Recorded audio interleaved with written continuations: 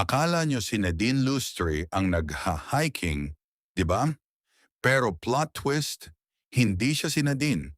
Nadine Lustre lookalike ang turing ng mga netizens sa hiker na ito dahil sa kaniyang morena beauty, pormahan at ngiti na kuhang-kuha ang vibes ng actress. Kilala si Nadine Lustre sa kaniyang hilig sa kalikasan at pag-akyat sa mga bundok tulad ng Mount Ulap.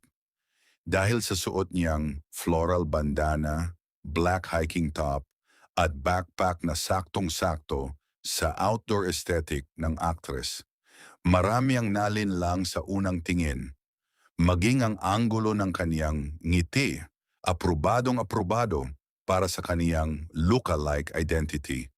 Hindi lang mukha ang magkapareho, pati ang hilig sa adventure kuhang-kuha. Agad na umani ng libo-libong komento ang kaniyang post mula sa mga nagugulat na tagahanga na nagtag pa sa mga opisyal na fan page.